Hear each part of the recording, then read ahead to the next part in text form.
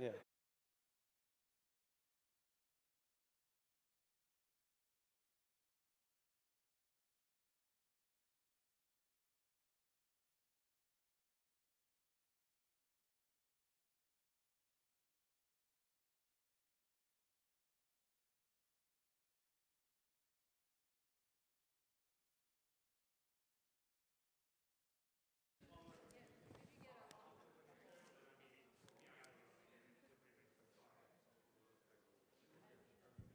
Yeah, our mic's on. Okay. Hello. Hello. Hold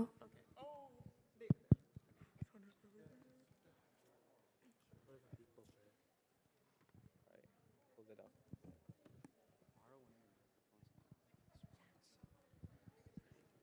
It does? I think we have a couple people just entering. Let's see. All right. If you guys are ready to begin, we can begin. All right, perfect. All right. Welcome, everyone, to our third panel for today, College Voices for Climate Action from 2:30 to 3:30 p.m. I'll be slowly introducing the panelists we have here, and we'll get right into it here today. So we have Beatrice Kasky, Danny Casper, Ethan Deverhawks, Mia Bresna, Andrew Von Baal, and the moderator for today will be Beatrice. All right. Without further ado, we will begin the panel, and I hope all of you enjoy. Give them a big round of applause. Yeah.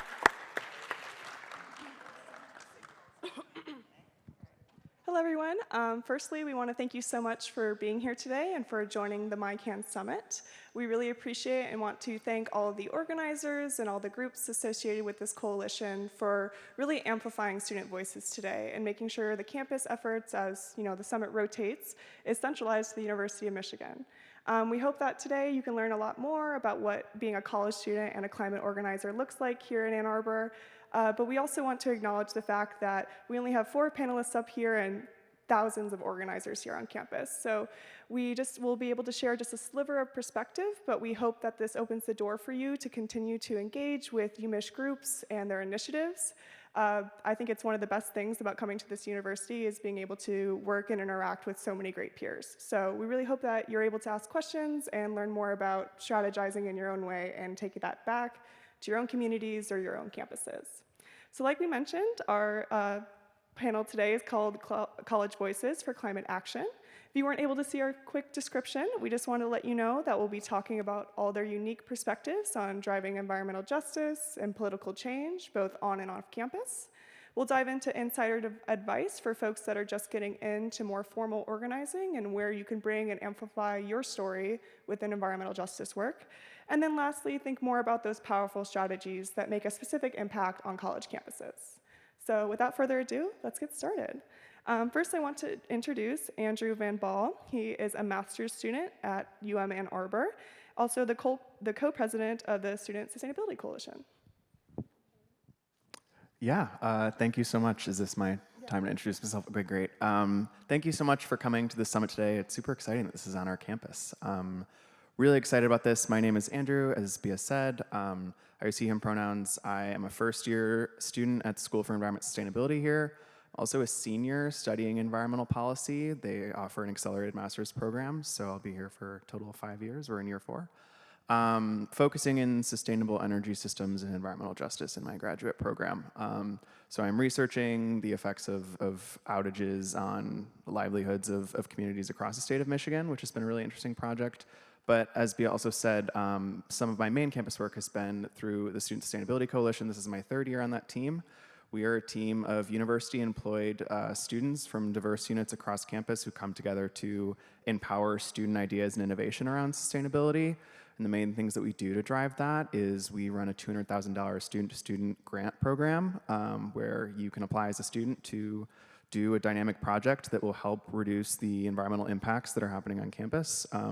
great example that's pretty visible is the mobile farm stand that you likely may have seen outside today.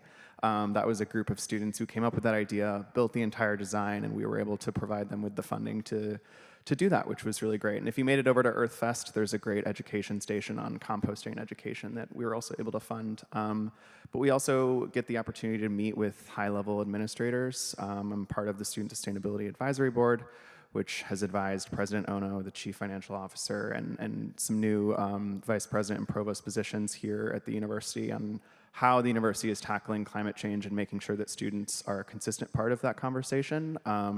And can drive that action and make sure that our transition is just and equitable and inclusive to the entire community here. So really happy to be here and with these amazing panelists and talk to you guys a little bit more today.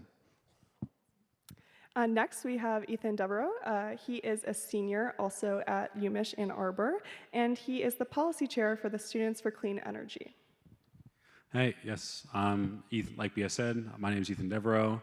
Senior here at the university. I'm currently studying environmental sciences with a minor in energy systems and policy. I'm also currently one of the presidents for one of the many student cooperative housing here at the university, that being Stephen T. Vail House, where we focus on sustainable housing practices.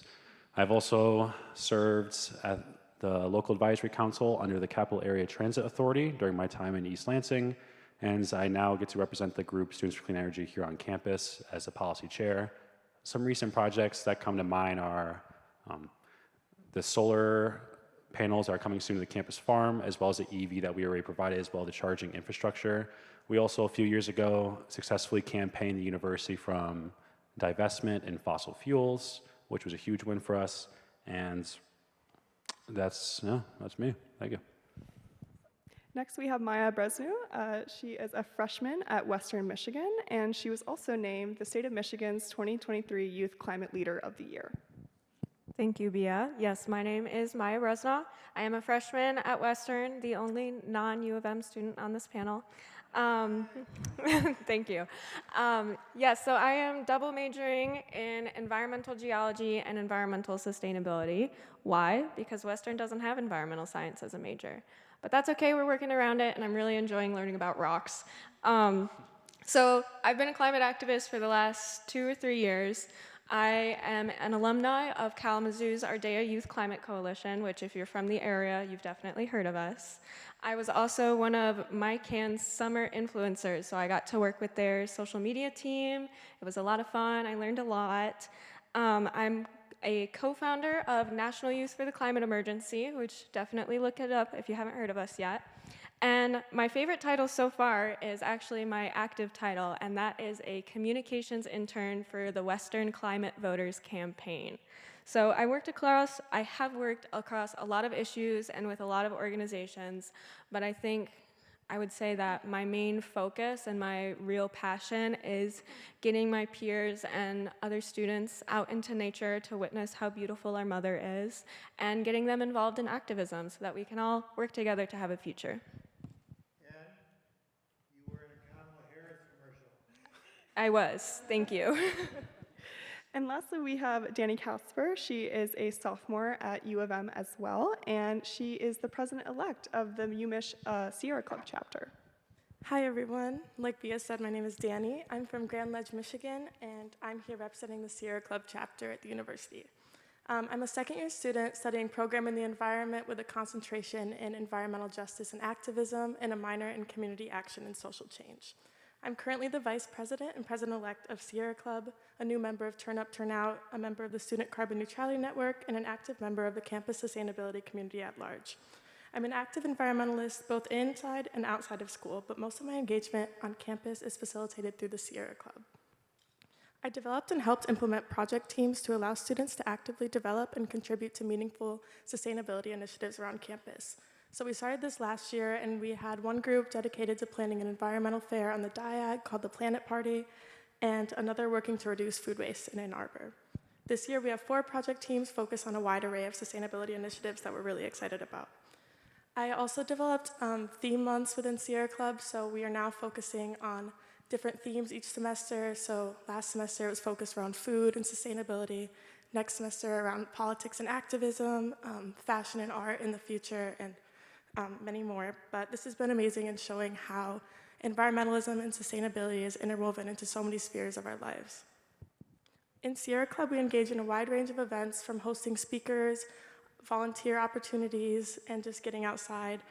And through the Sierra Club, I've had the great opportunity to work with Oil and Water Don't Mix in helping to improve Line 5 student engagement here on campus. I've worked with zerowaste.org in helping to reduce food waste in Ann Arbor.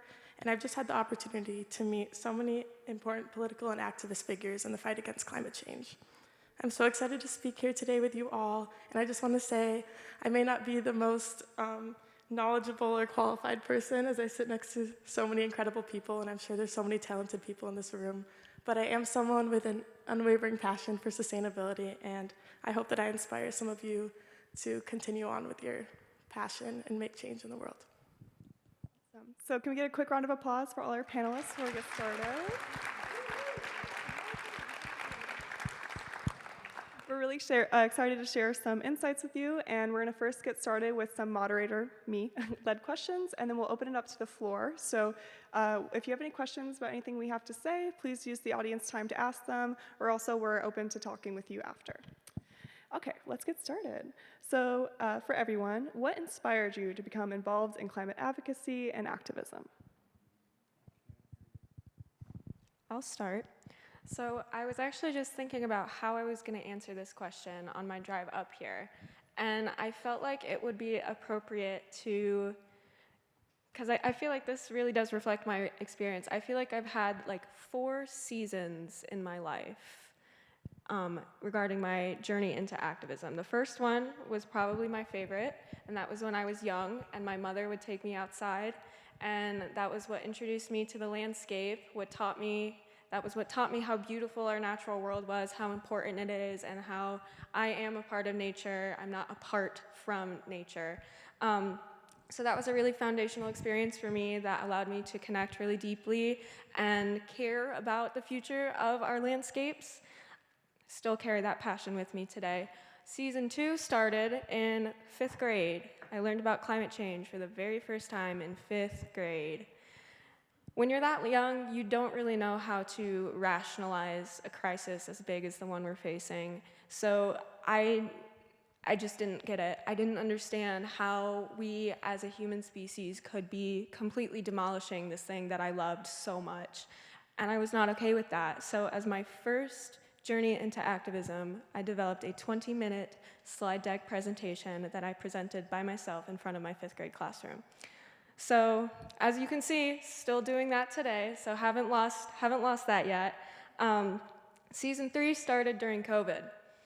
During COVID, we were on quarantine. I had a mother that was pretty paranoid about her children not getting sick, so I didn't leave the house for like 2 years. And I also got social media for the first time in that time period. And those 2 things don't really go well together, let me tell you. So I found myself spending a lot of time doom scrolling, as we call it, just taking in all of this negative information. I was already concerned about where we're heading. Now I was freaking out. Climate anxiety, that's the word we have for it. If you want to get fancy with it, solastalgia, which is kind of an emotional feeling of loss for a place that you love. So that was a pretty rough time for me, and I'm very open with talking about it because I know that so many other young people have been in that place, and I want them to know that there is a way out, and that coming out of it is usually a lot better than you think it will be. Season 4 is what I'm in now. I can't wait to see what Season 5 does, but Season 4 has been pretty fun so far. Season 4 started after my sophomore year of high school. I got the privilege to go to a pre-college program in climate science at the University of Montana. This was after my sophomore year of high school, and this program was the first time I learned about climate change in a classroom setting. Climate education is something I'm passionate about, and that is one reason for it. So that program allowed me to learn about this crisis for the first time, allowed me to meet people my age who were as concerned as I was for the first time, and taught me that I have power to solve this crisis for the first time. So coming out of that program, I was so empowered, so motivated. That same summer, I founded a national youth organization. That same school year, I joined Ardea, I was part of that for 2 years. We organized protests. We helped pass the Clean Energy Future Plan. We got to meet Gretchen Whitmer. That was really cool. And now I'm in college, first year in college, continuing that work with the election. And yeah, I really do think that my journey into activism has been so successful and has continued in the way it does because of, one, the climate education I have received and the support and the empowerment I've gotten from the adult figures in my life, and two, from that very, very early connection to nature in my life. So you take nothing else away from this panel, support your youth and go outside. Thank you.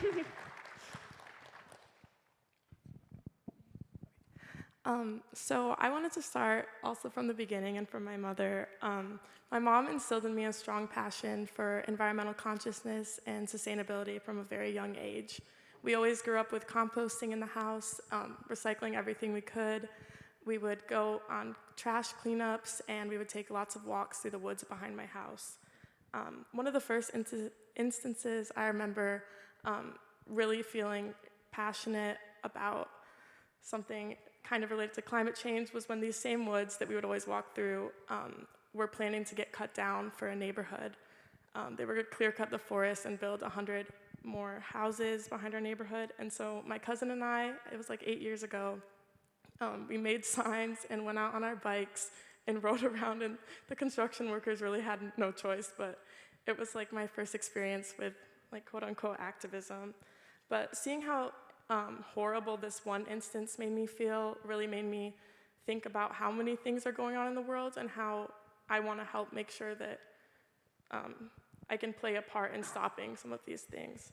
So when I got to middle school, I started watching environmental documentaries, reading blogs and scientific journals, and engaging with environmentalism on social media. And I really realized the severity of our crisis, and I was completely appalled.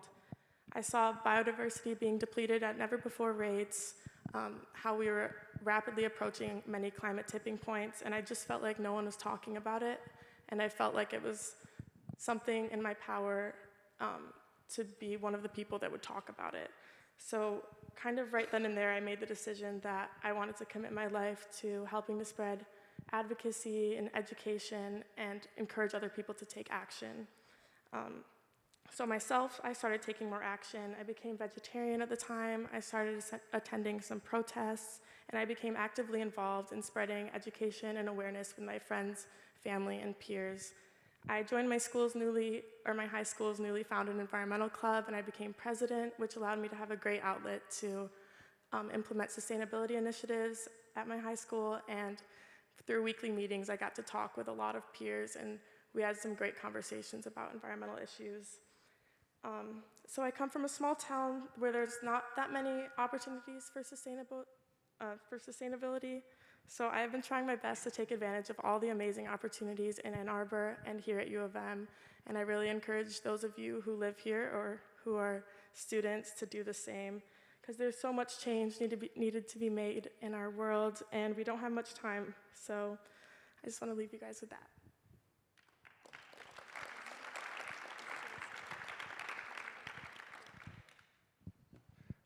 Going back to my roots as well, being from Holland, Michigan, you're right in the lake shore, so when something goes wrong in the environment, you see that change directly.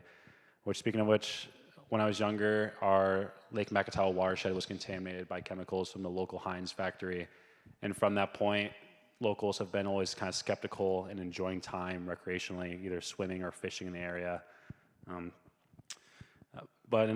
We've also had a lot of local leaders and scientists come into both my school and attend local events telling us about our negative impacts on the environment around us with things like our waste and our lawn care practices.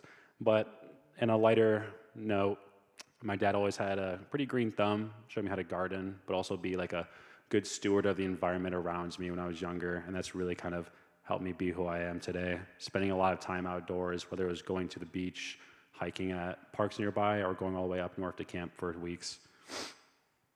So with all that stuff in my hometown, I originally left to college with the idea of being an environmental lawyer and fighting on the side of the environment. But my academic has changed a little bit. I'm now on the side of science more, but my heart stayed in the same place.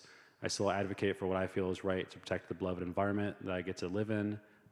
When I want to join organizations that preach what I want to speak into the world, one of those being Students for Clean Energy, where I'm now helping develop with a policy team a voter education guide for those who want to be more informed just on any topics related to climate action as well as clean energy in general.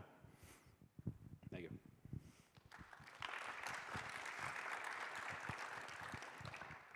These are all so good. Yeah, I did not grow up in an environmentally conscious household. It just wasn't something that was talked about. We weren't vegetarian, we didn't compost. I'm also from the West Side, and it's a completely different world over there if you've never been. But I did grow up with parents who did enjoy spending time outside, and I think that's a lot of the feeling of a lot of people is that they don't really know how to connect that enjoyment of the outside to like sustainability and wanting to protect it, because everyone enjoys spending time outside. But I did grow up doing a fair amount of camping with my parents, and I think that I guess, start of the journey, I don't have like a particular point in which I learned about climate change or anything, but I think I was just like a very curious kid of like how things worked, and when things worked oddly, I was like, why? And I think like one of the first things was, yeah, I would do a lot of camping with my family on Lake Michigan at the state parks, and none of these state parks, at least most of them, like had a recycling bin. And at these state parks, everyone's like, you need to, you're using paper plates, you're using plastic, you're using all of these single use and throwing them away.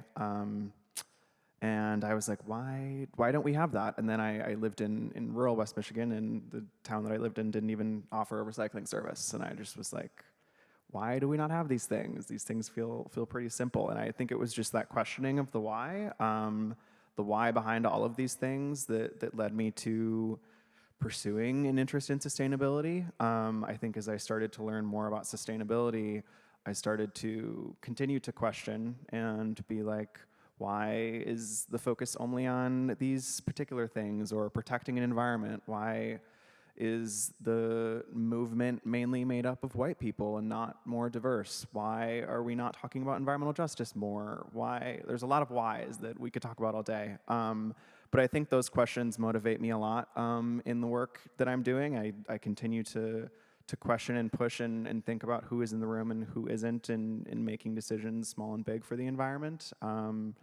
I continue to encourage people to think why we do things, not just do things. We got ourselves into this crisis because we rushed to do things super fast and meet a bottom line. And that same way of doing things is not going to get us out of the problem that we created with that. So I think those kinds of questions continue to motivate me and inspire me. I spent this past 2 summers at a fellowship program with the Yale School of Environment for underrepresented folks in the environmental field. It was the first time I was in an environmental space where being a white dude was the minority, and it was really cool. And I learned so much by just being and learning from people who have been in their communities and doing a lot of this work in urban and rural areas, and learned that the solutions are going to come from getting a ton of people together, which all of these folks do very well on campus through their organizing. And what I try to do through my work is really empowering anyone that wants to be involved and wants to contribute to be involved. And I think that's what continues to fuel me as I think about a lot of these issues and the energy transition and all of these things. But I also feel a weird sense of, it's not weird, it's a sense of pride for the amount of action that our state has taken to address a lot of these topics, from the energy transition to environmental justice. I think it's been a really cool time to be a student at Michigan, to have events like this. Last week, I was on this stage interviewing Jane Fonda about climate activism, which was really crazy and a really cool opportunity. And the week before, I was at a conference for clean energy at the law school. There's just so many cool things happening at this school. I'm very, very happy that this conference is here today and that we get to talk about all these really important issues, and continue to be inspired and hopeful that Michigan will lead the way and that we all find opportunities to do what we want and push this forward.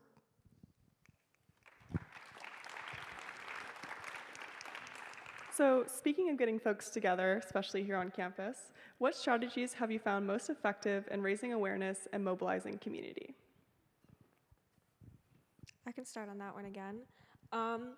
So if you want to organize with students as a student or as someone who is around students a lot, I'm going to give you a bunch of things, so you might want to write them down. And this is coming from like my 2 to 2.5 years of experience in activism.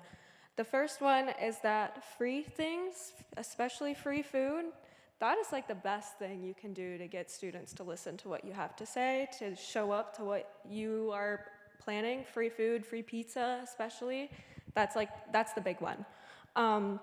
Another thing that I've learned the hard way several times now is that when you are running a campaign or you're hosting an event, a good advertising and marketing strategy is key. No one's going to show up to your event if you start advertising it the week before. Learned that the hard way. So yeah, making sure you have some people dedicated to flyering, social media, and doing that as early as you can. That's usually a good sign of success for an event. Another thing is actually from Jane Fonda as well. I got to meet her in Lansing before she came to Ann Arbor. And she said something that I found really interesting and that I think really resonated with me.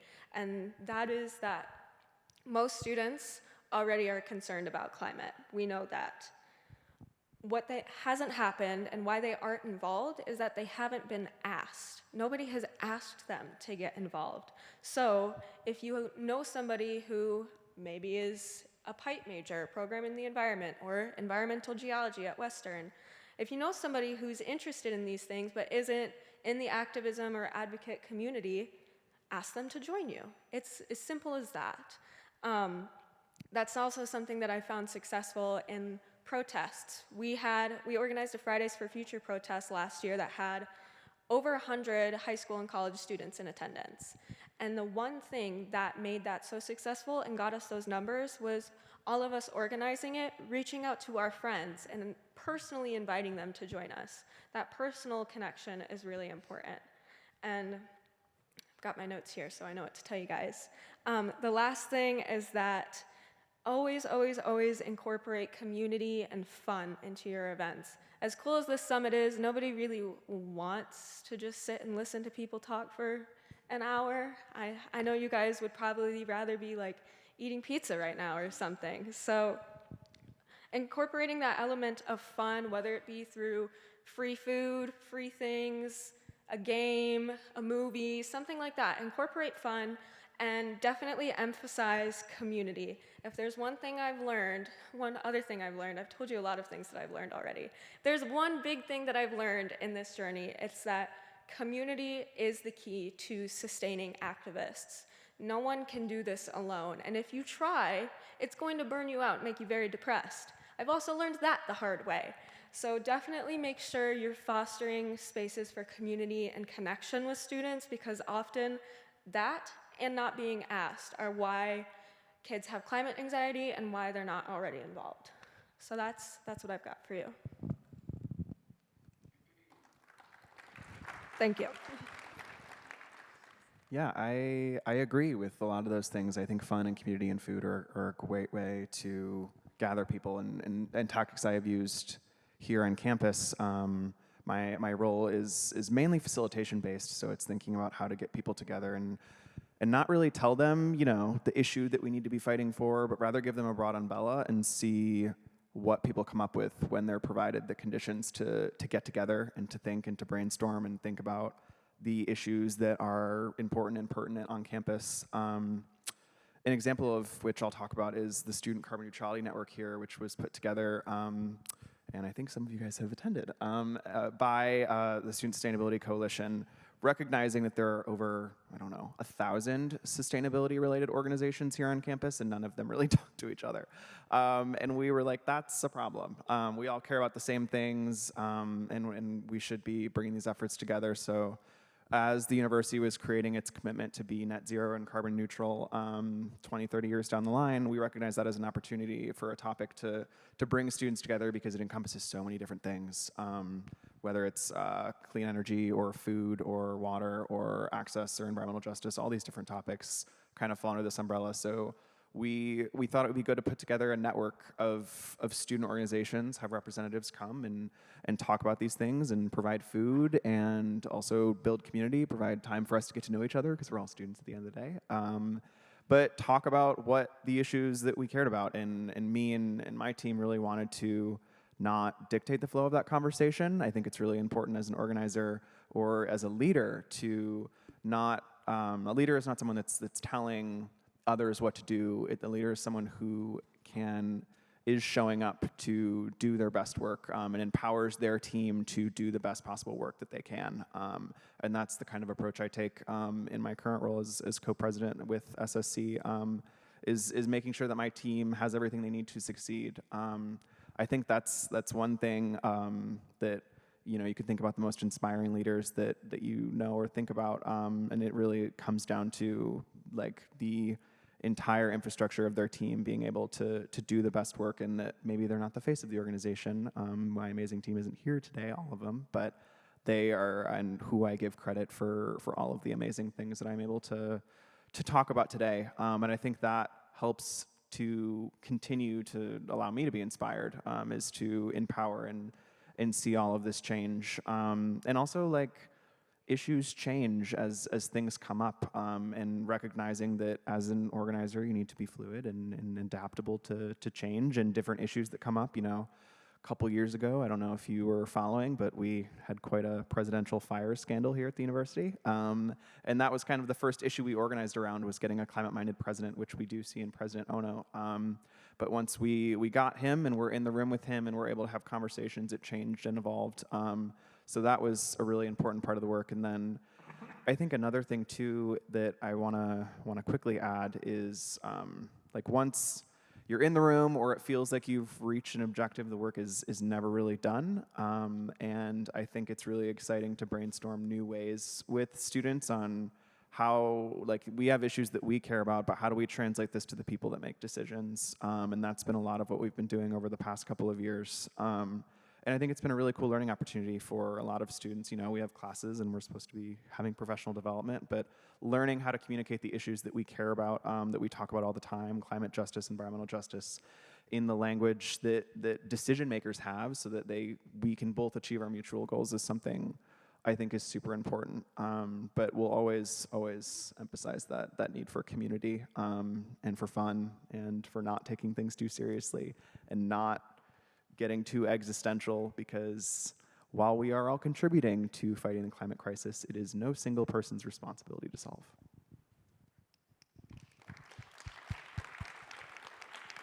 Absolutely, the points about community, and also just kind of a quick plug. At any college, especially the University of Michigan, if you're looking to make new friends when you get on campus, looking to meet new people from really diverse backgrounds and different experiences, joining a sustainability group is a great way to do that. I would say, like, kind of nerdy, but all of my friends are associated with the sustainability group in some kind of way, and it's so fun to get to see them like really grow and bloom in a lot of these events that they're planning, or even just the smaller discussions that we have. So the community comes in, and there's a lot of social scene as well. So it's not all work; it's a lot of fun to get to meet new people. And so I would just encourage that, especially if you're coming to this panel as someone who might be entering upper education soon. There is community here for you. Okay, so we're going to get moving so we can get to the audience questions. So this will be our last one today. How do you navigate the unique challenges of being a young leader in this space, maintain personal resilience, and keep pushing forward despite the constant negative news and obstacles in this fight? I'll start with this question. I would say that it can be discouraging sometimes to be a young climate leader, but I try to find a lot of ways to keep myself uplifted. The first one being surrounding myself with like-minded individuals, both peers and mentors. For example, I speak both to professors back when I was at Michigan State and here at the University of Michigan. They just give me a lot of motivation and resilience when it comes to what I do. And I find that a lot in my house as well, as the Intercooperative Council really encourages strong connections between people that I meet.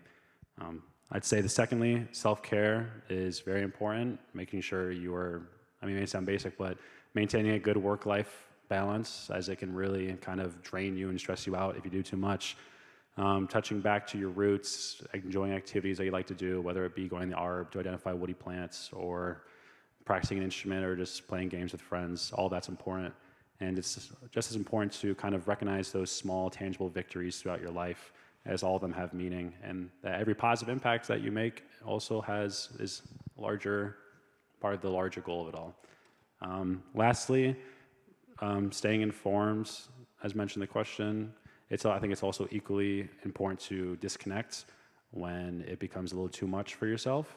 The media can make things seem overbearing and alarming, so I think it's good to be able to take a step back when it's the time to. I also think it's probably important to maybe seek out the stories of inspiration and success when it comes to climate change, as it can really kind of instill hope in the back of your mind instead of maybe constantly being bogged down by really scary headlines all the time. But with, I think, all those in mind, it can really keep us resilient and motivated as young climate leaders.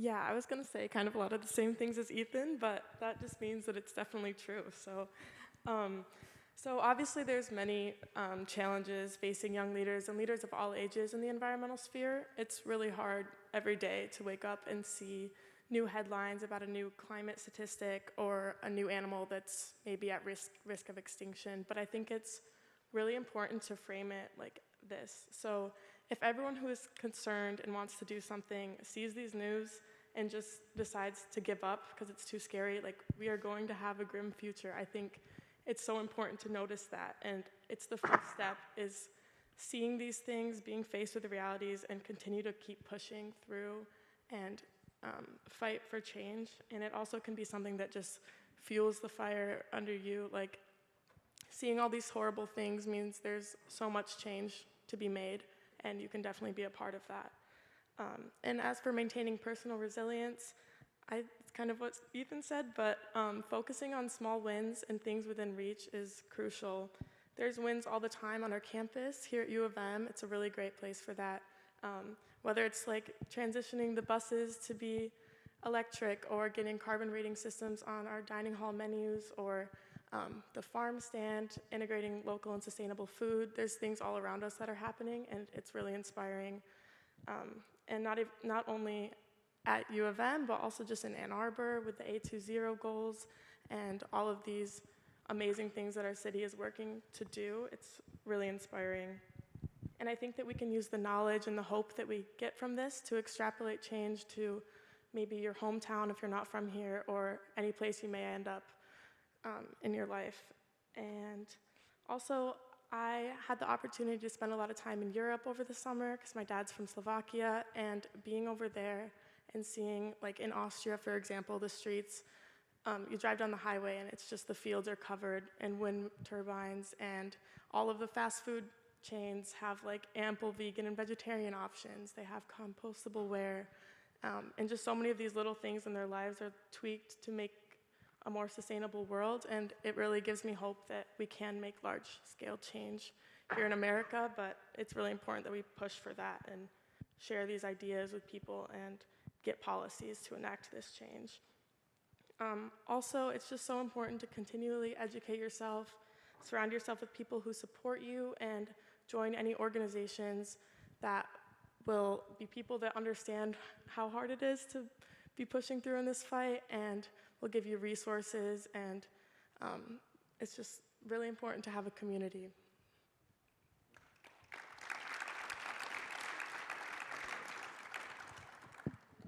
So now is our time for audience questions. We wanted to open up the floor to you all. Whether you have questions about specific initiatives that were mentioned or want to talk more broadly about student organizing, we're here to chat.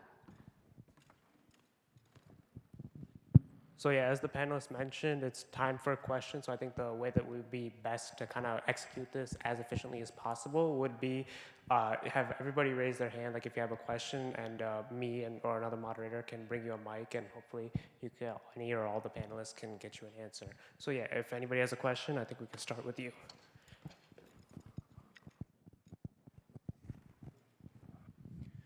I believe 3 of you indicated your involvement with the Student Network Scan. Please tell us about some of the causes for which you advocate with university leadership. Yeah, I can start. It started out of advocating for a climate-minded president, President Ono. it evolved into thinking through how the university is going to decarbonize. It started with first of all, having conversations with them about how students can be involved. A lot of the things that are so high level, such big projects, are so confidential and private that we weren't initially let into the door. So there was a good amount of time that had to be spent first on building reputation and respect with administrators, and that took over a year. I think we're in a good spot now.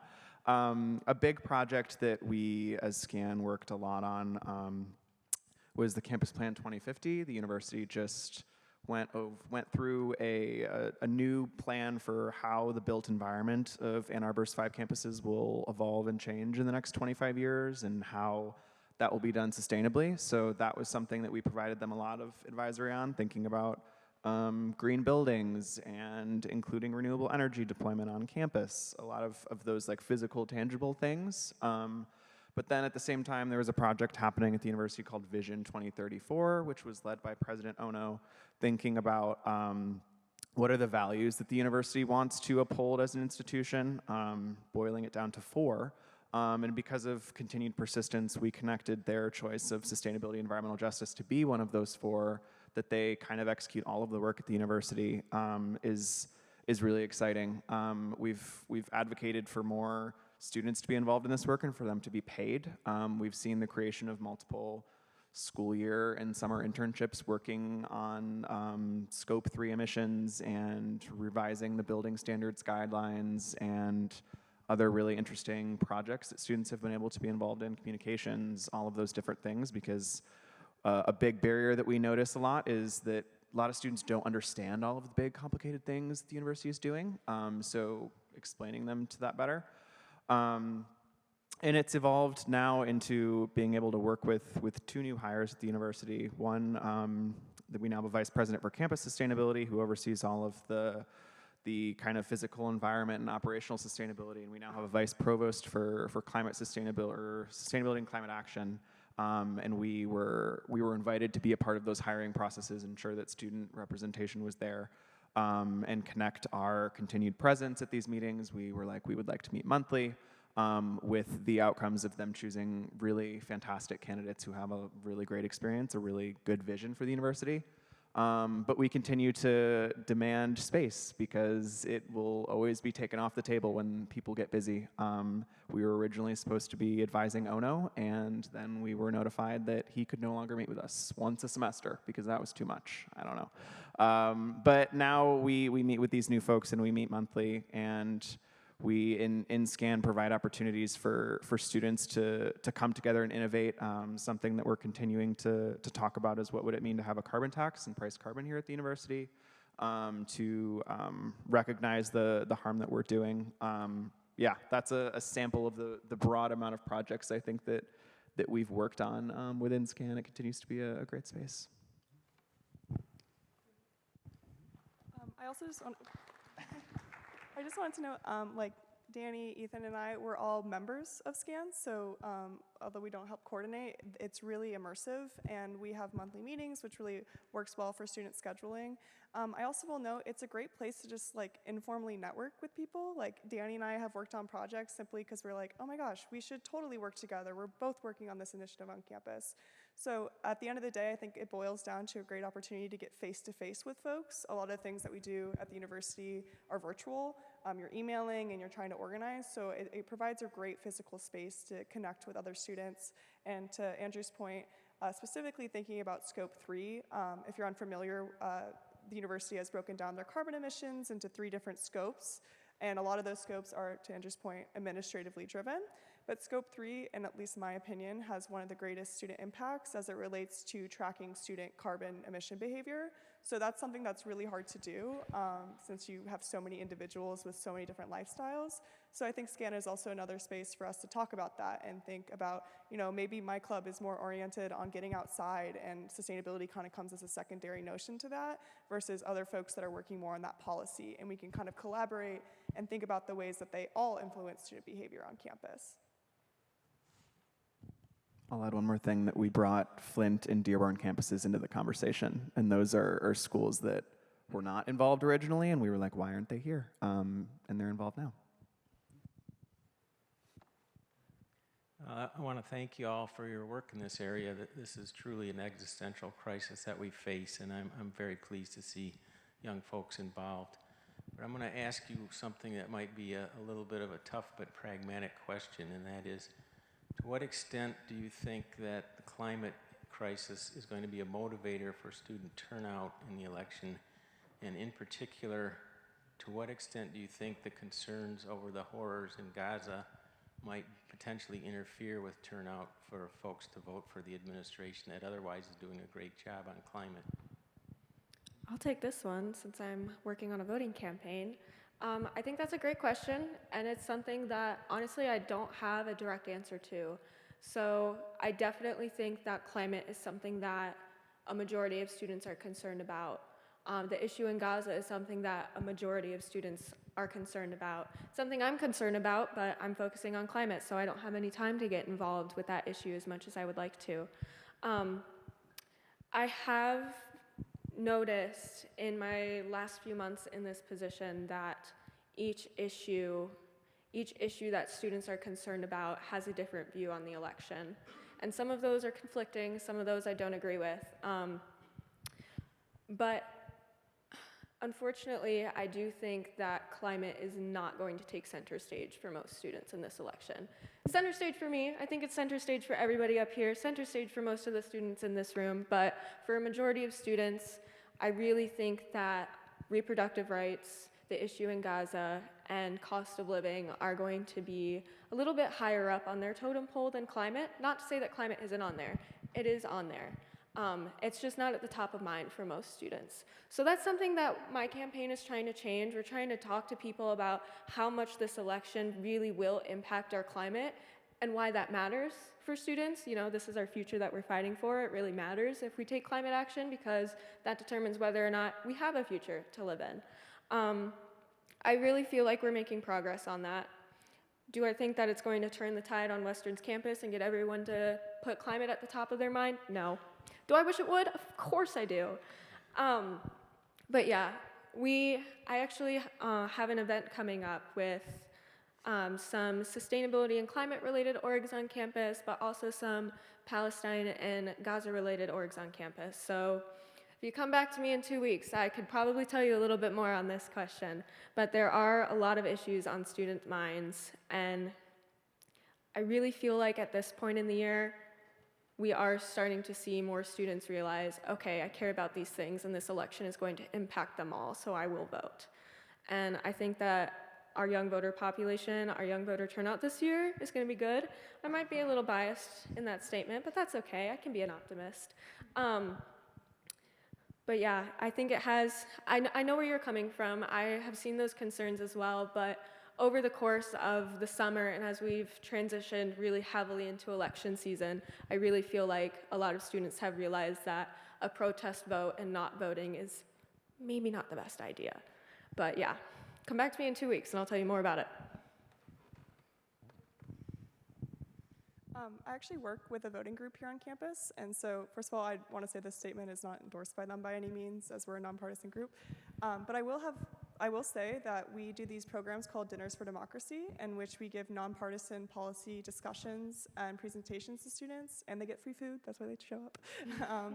But within that, I think at least I've noticed, and I grew up in Iowa, so elections, we always are talking about them. But at least I've noticed that students are actually talking about voting down the ballot. And I think that is the biggest impact within this issue. And to Maya's point, there's levels to your concern, and I think those levels apply to different offices as well. Mm-hmm. And so I think that students, at least, again, I could be biased because I work with this voter group, but are more mobilized to consider their impact on local politics and state politics, especially as those are getting informed that they could vote in the city of Ann Arbor or at their hometown. And I've been having a lot more conversations this year than I did last year about, oh, I should research my local election. I should make my decision based on those local impacts.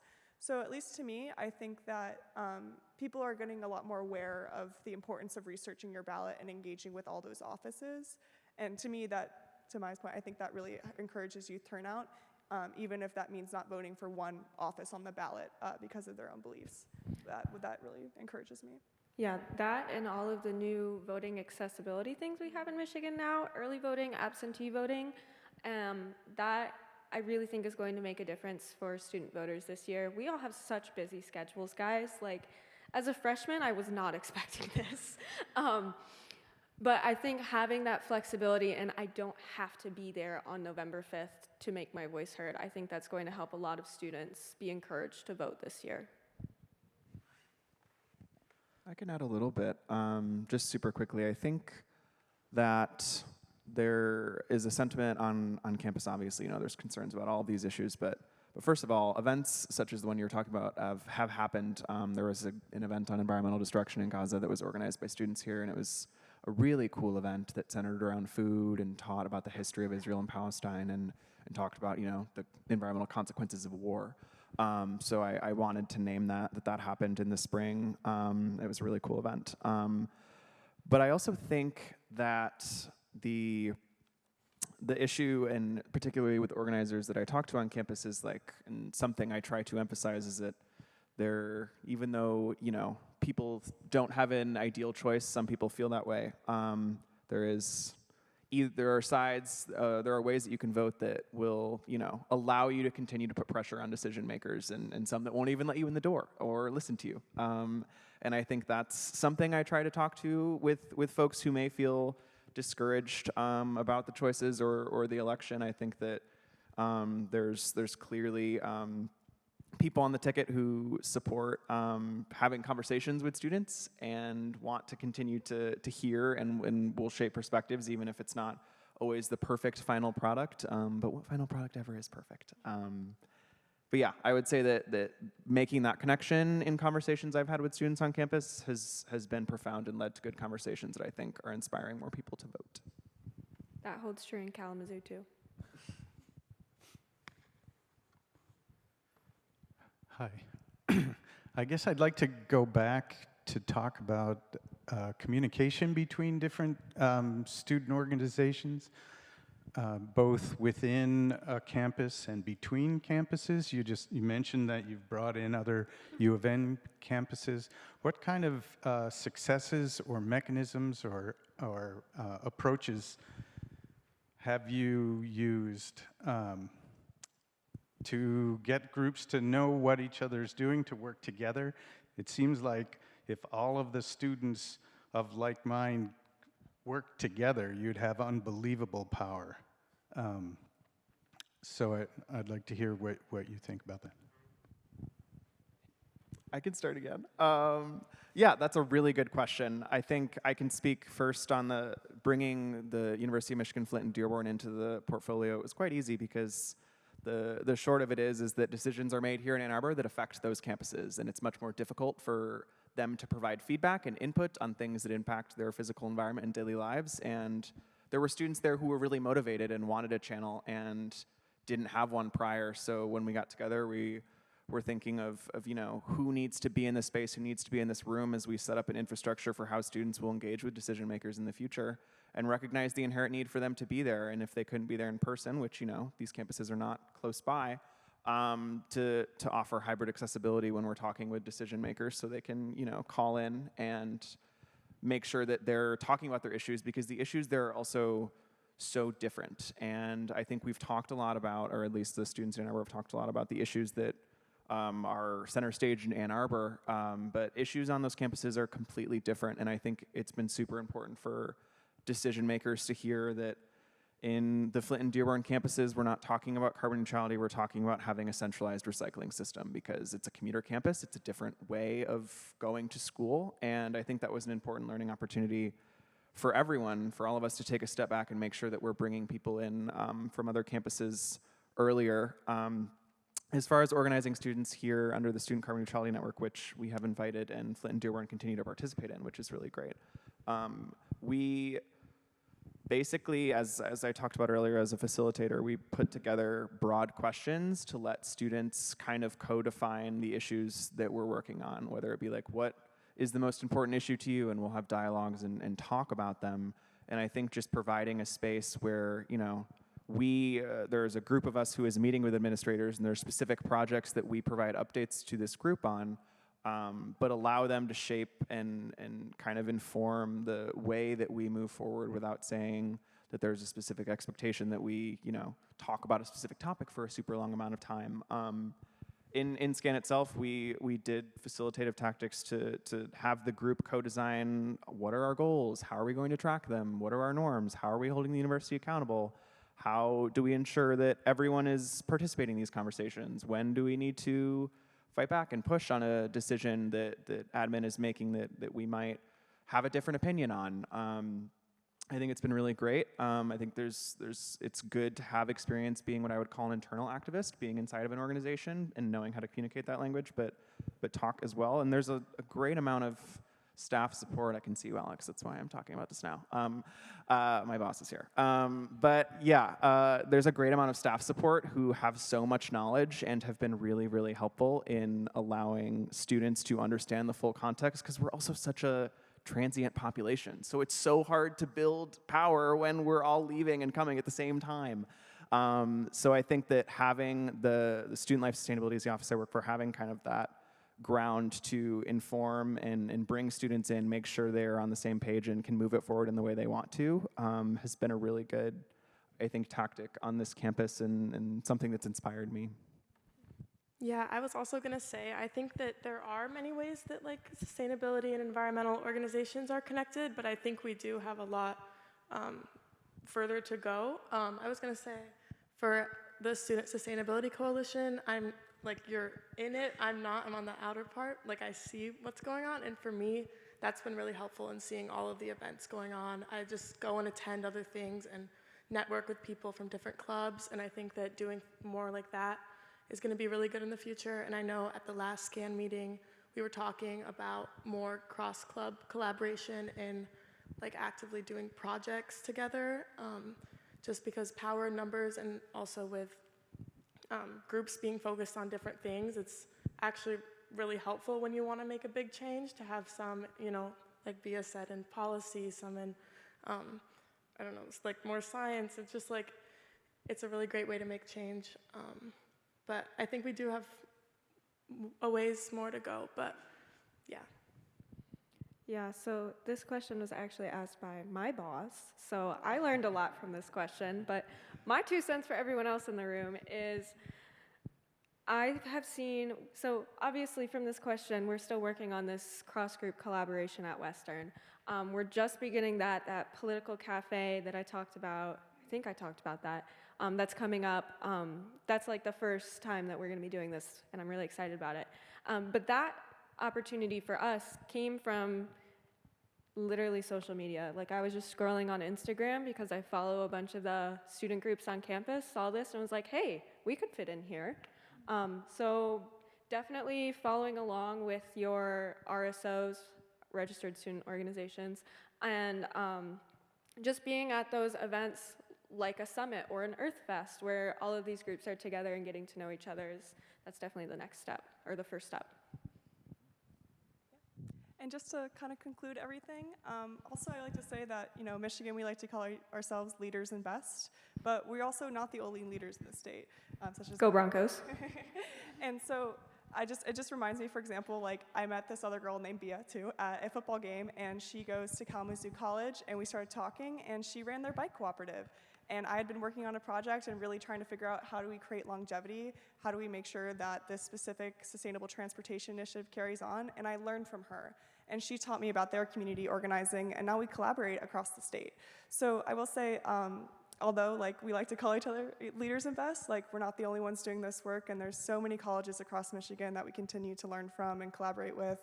And that kind of makes me want to conclude here today and say that the MiCAN Summit is such an amazing opportunity to do that. Although you saw a lot of student organizations here from Michigan, the University of Michigan, Ann Arbor, there are so many external groups that were in the Ingalls Mall and are still there, so I really encourage you guys to go and meet them. And lastly, if you're from another college and you want to talk to us, we want to work with you. So please come say hi to us, and thank you so much for coming.